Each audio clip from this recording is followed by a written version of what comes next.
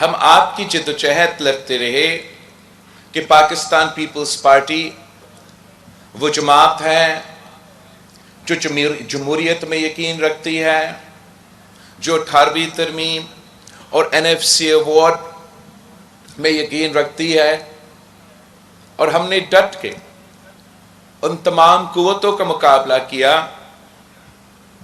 جو آپ کے حق پہ ڈاکہ مارنا چاہ رہے تھے، جو آپ کا حق پہ ڈاکہ مارنا چاہ رہے تھے۔ ہم نے ان کے جو سازش تھا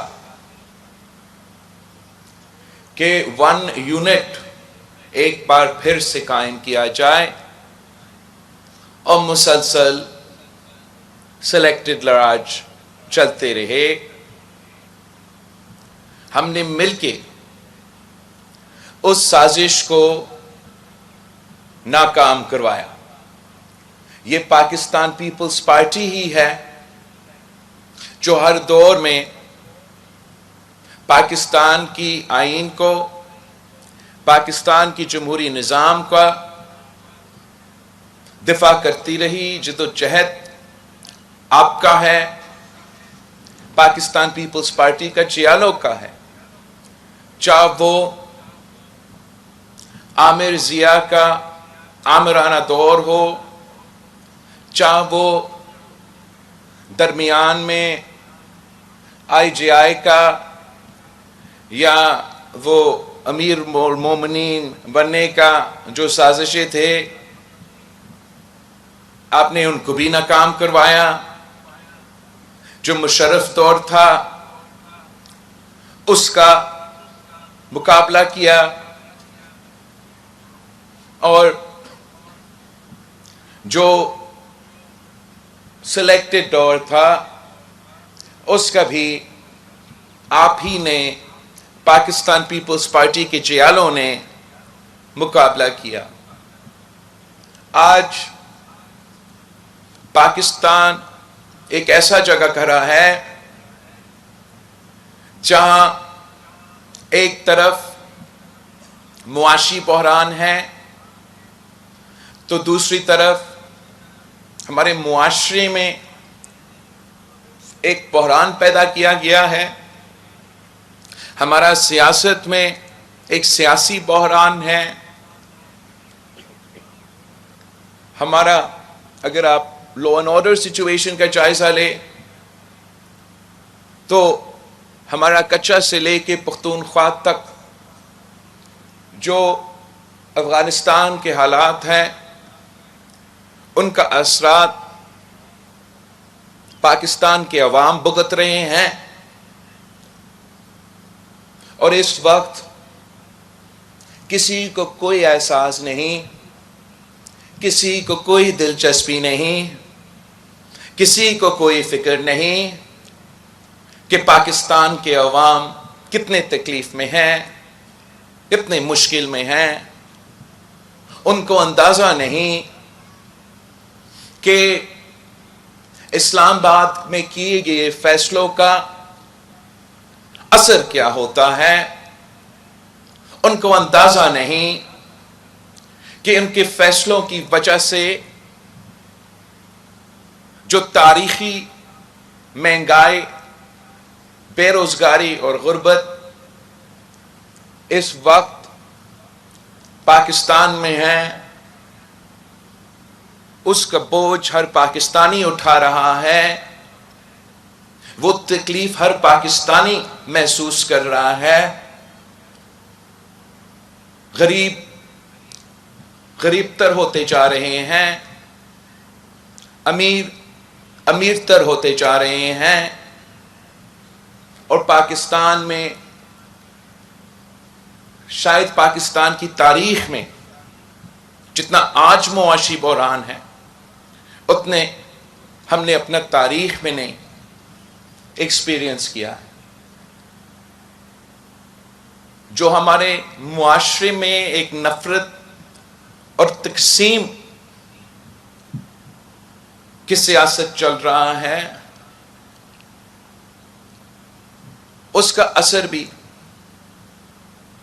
پاکستان کے ہر گھر تک پہنچ رہا ہے۔ یہ گالی گلوچ کی سیاست سے شروع ہوتے ہوئے ہم ذاتی دشمنی کی سیاست پر پہنچ چکے ہیں. آپ جنہوں نے ایم آر ڈی کا وقت دیکھا، آپ جنہوں نے آئی جے آئی اور امیر المومنین کا دور دیکھا، آپ جنہوں نے مشرف کا دور دیکھا، آپ سے زیادہ کس کو معلوم ہے کہ جو آج پاکستان میں یہ نفرت اور سیاست اور یہ ذاتی دشمنی کی سیاست کی وجہ سے جو ہو رہا ہے وہ کتنا غلط ہو رہا ہے. جو آج سمجھتا ہے کہ ان کا مخالف کے ساتھ کیا جا رہا ہے، ان کو جاننا چاہیے کہ کل ان کے ساتھ یہی ہوگا. کسی کو کوئی فکر نہیں کہ اس کا جو پولیٹیکل انسٹیبلٹی ہے یہ کس طریقے سے ہمارا معاشی انسٹیبلٹی کے ساتھ جڑا ہوا ہے، اور اگر یہ تقسیم اور نفرت کی سیاست بڑھتا جائے گا تو پاکستان کا کیا نقصان ہوگا، عوام کا کیا نقصان ہوگا، وفاق کو کیا نقصان ہوگا، ہمارے نظام کو کیا نقصان ہوگا. کسی کو کوئی دلچسپی ہی نہیں ہے، کسی کو کوئی فکر ہی نہیں ہے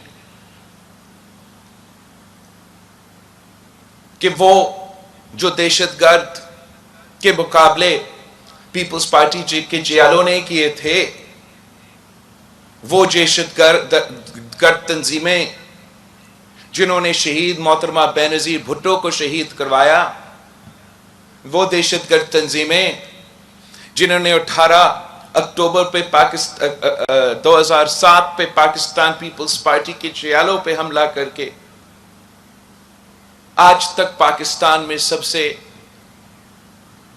بڑا جو دہشت گردی کا واقعہ تھا وہ ہمارا 18 اکتوبر کا سانحہ کارساز کا تھا. وہی دہشت گرد تنظیمیں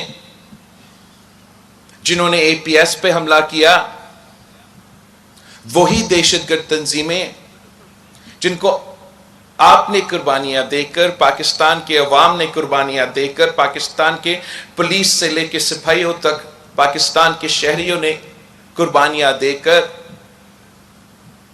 ان کو ختم کیے تھے. پاکستان کی سرزمین ان دہشت گردوں میں وہ صلاحیت نہیں تھا کہ وہ پھر سے اس قسم کے حملے کرے. وہ آج ایک بار پھر سر اٹھا رہے ہیں. اور کیوں سر اٹھا رہے ہیں؟ اس لیے ہم نے یہ فیصلہ کر لیا بطور اس ریاست، ہم نے یہ فیصلہ کر لیا تھا کہ جو قربانیاں ہمارا ملک کے عوام نے دیے اس پہ کمپرومائز کر کے ہم انہیں دہشت گردوں سے نہ صرف بات کریں گے، ان کو دعوت دیں گے کہ آئے، واپس آئے پاکستان، اب بڑے بڑے تعداد میں آباد ہو. فاٹا میں ہم نے دعوت دی کہ آئے کراچی میں بہت ہی جگہ ہے، آپ آئے ادھر اپنا گھر بنائیں. ہم نے سوچا ہی نہیں جب ہم کابل جا کے چائے پی رہے تھے کہ ہمارا اس فیصلے کے نتیجے میں پاکستان کو کیا بوجھ اٹھانا پڑے گا. ہمیں اندازہ ہی نہیں تھا کہ جو اسلحہ ایک زمانے میں، جو ہتھیار ایک زمانے میں امریکہ افغانستان کے طالبان کے خلاف استعمال کر رہے تھے، وہ ایک دن پاکستان میں رہنے والے پاکستان کے دہشت گرد تنظیمیں کے پاس وہی ہتھیار ہوں گے.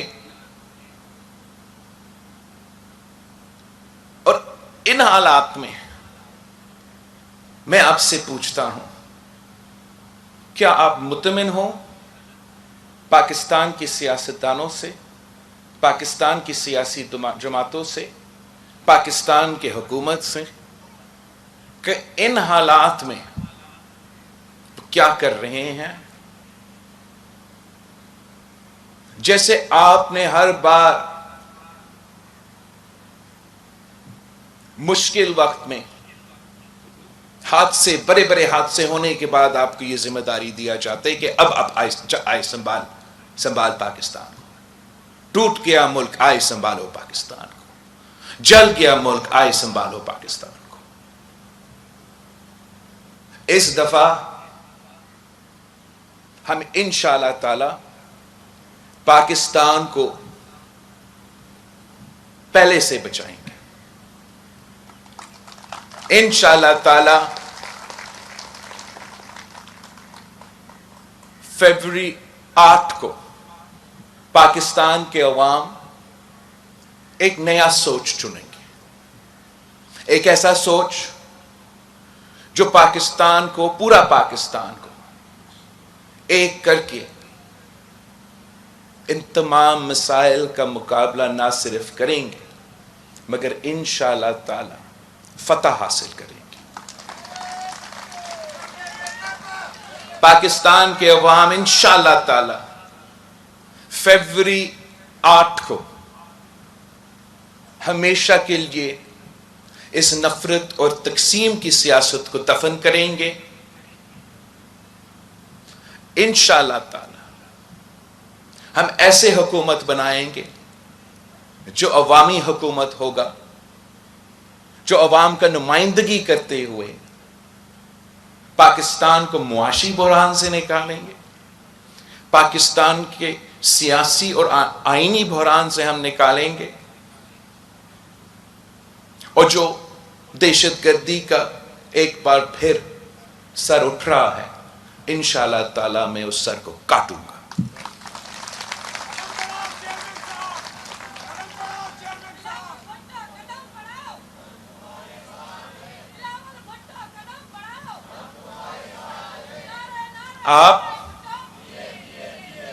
آپ میرے فوج ہو، آپ میرے طاقت ہو،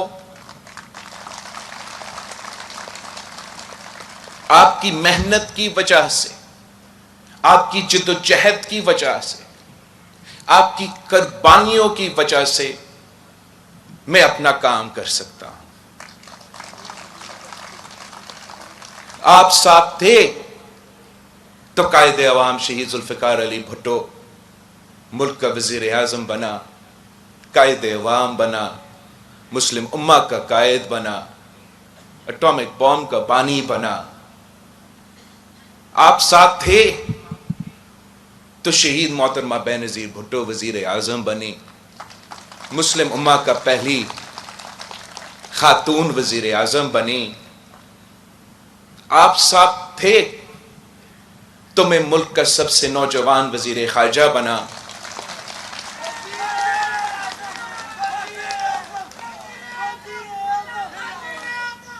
آپ ساتھ دیں گے تو انشاءاللہ تعالی میں ملک کا نوجوان وزیر اعظم بنوں.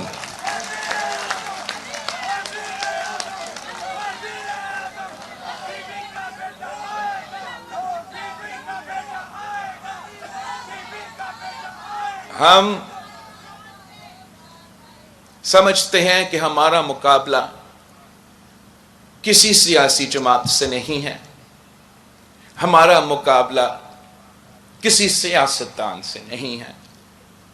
ہمارا مقابلہ اس مہنگائی، غربت اور بے روزگاری سے ہے جس کی وجہ سے میرا عوام پس رہے ہیں. اور ہمارے اوپر یہ فرض ہے، ہم تو یہ نہیں سوچتے کہ عمران خان وزیر اعظم رہا تو اس نے اپنے حلقہ میں کیا کیا، یا شہباز شریف وزیر اعظم رہا تو اپنا حلقہ میں کیا کیا. ہم تو جواب گری خدا بخش کو دیتے ہیں. تو جتنا بھی کام ہوتا ہے وہ کم ہوتا ہے. ہمیں گری خدا بخش کو جواب دینا ہے. اگر میں شہید محترمہ بینظیر بھٹو کو کہتا کہ بی بی میں نے آپ کی لڑکانوں میں صفائی کا نظام شروع کیا، تو بی بی کہتی کہ 9 دیروں میں، میرے رتو دیروں میں یہ کام کب شروع ہوگا؟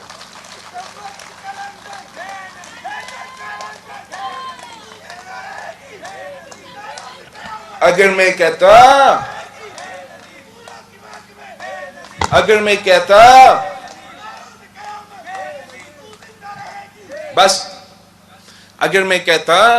کہ بی بی میں نے تو مفت دل کا علاج شروع کروایا لڑکانہ، میں نے تو SIUT کا مفت ڈیالسس کا نظام شروع کروایا لڑکانہ، تو بی بی کہتی کہ میرا کمبر شداد کوٹ کو آپ بھول چکے ہو. اگر میں کہتا کہ بی بی میں نے تو یہ بس سروس شروع کرنے کی کوشش کی، تو وہ کہتی کہ کیا یہ بلوچستان کے بارڈر سے شروع ہوتے ہوئے سکھر تک پہنچتے ہی آپ نے صرف لڑکانہ اور رتو دیروں کے درمیان ہی کام کیا. اگر ہم کہتے کہ بی بی ہم نے تو لڑکانوں شہر میں جو نقصان ہوا تھا، جو گٹر کا پانی چلتا تھا، جو سڑکیں نہیں ہوتے تھے، ان کو ہم نے صحیح کر دیا، تو وہ کہتی کہ شداد کوٹ کا کیا قصور ہے؟ تو ہم نے جواب گری خدا بخش کو دینا ہے. میں مانتا ہوں کہ جو کام آپ نے کیا وہ اگر جس حلقہ سے شہباز شریف وزیر اعظم بنا، اگر اس نے وزیر اعظم بننے کے بعد ایک بھی ایسا کام کیا آپ مجھے بتائیں. اگر آپ میاں والی کو اٹھائیں جہاں سے وزیر اعظم عمران خان رہا اور ایک بھی کام دکھائیں تو آپ کو نہیں ملتا. ہم تو کہتے کہ بی بی آپ نے کیڈٹ کالج کھولا تو ہم نے عورتوں کے لیے کیڈٹ کالج کھولے ہیں، تو ضرور خوش ہوتی، مگر میں نے اور کام کرنا ہے. ہمارے ہاں بھی سیلاب ہوئے، بلوچستان میں بھی سیلاب ہوئے، ساؤتھ پنجاب میں سیلاب ہوئے، ساؤتھ پختونخوا میں سیلاب ہوا. تو آج بھی سیلاب متاثرین چاہے سندھ میں ہو، چاہے بلوچستان میں ہو، چاہے پختونخوا میں ہو، چاہے جنوبی پنجاب میں ہو، وہ سب مشکلات کا سامنا کر رہے ہیں، وہ سب آج تک تکلیف میں ہیں. میں اپنا کام سے تو مطمئن نہیں ہوں، مگر اگر آپ میرا کام کا کمپیریزن کر لیں کہ میں تو وزیر خارجہ تھا، وزیر اعظم کوئی اور تھا، عمران خان صاحب کے دور میں بھی سیلاب آئے، تب وہ وزیر اعظم تھا. پاکستان کی تاریخ میں کتنے سیلاب آئے، یہ پہلی دفعہ ہے پوری دنیا میں، یہ پہلا ایگزامپل ہے جہاں حکومت سیلاب متاثرین کو گھر بنا کے دے رہے ہیں اور ساتھ مالکانہ حقوق دے رہے ہیں. یہ تو اور 2 لاکھ گھر اس طریقے سے بننا یہ دنیا میں سب سے بڑا ریکنسٹرکشن کا منصوبہ ہے. یہ سست روی کا شکار ہے. انٹرم گورنمنٹ کی وجہ سے مالکانہ حقوق شاید آج کل نہیں مل رہا ہے. مگر آج بھی آپ مجھے بتائیں، جب خان صاحب وزیر اعظم تھا اور سیلاب آئے، اس نے ایک گھر بنایا. وزیر اعظم شہباز شریف صاحب تھا، شاید ایک دو جگہ میں گھر بنے ہوں گے مگر اس سکیل پہ نہیں بنے. اور آپ کے اپنا بلوچستان، پنجاب، پختونخوا آج تک بے گھر ہے. وہ سیلاب متاثرین جن کا سندھ میں آہستہ تو صحیح لیکن گھر بن رہے ہیں. تو ہم بھی چاہتے ہیں کہ ہم مزید کام کریں. ہم چاہتے ہیں کہ ہم گھر گھر روزگار پہنچائیں. اور ہم نے دیکھا کہ جب بھی آپ نے یہ کام شروع کیا تو کوئی نہ کوئی عدالت پہنچ جاتا ہے اور کوئی نہ کوئی رکاوٹ ڈال دیتا ہے. تو بتایا جاتا ہے کہ پتہ نہیں کتنے ہزار، مگر میں تو مطمئن نہیں ہوں گا جب تک ہم گھر گھر روزگار نہیں پہنچا سکتے. مگر اور ہمارا تو کوشش ہی یہی ہوگا. دوسری جماعتیں کو دیکھیں، ان کا کوشش کیا ہوگا. وہ روزگار دینے کے بجائے حکومت میں آ کے روزگار چھینتے ہیں. ہم میں اور دوسرے سیاسی جماعتوں میں اور دوسرے سیاستدانوں میں فرق یہ ہے کہ اگر ہم جدوجہد کرتے ہیں تو آپ کے لیے قربانیاں دیتے ہیں، تو آپ کے لیے کام کرتے ہیں، تو آپ کے لیے وہ تو صرف اپنے لیے سوچتے ہیں. سیاست کرتے ہیں تو اپنے لیے، کام کرتے ہیں تو اپنے لیے،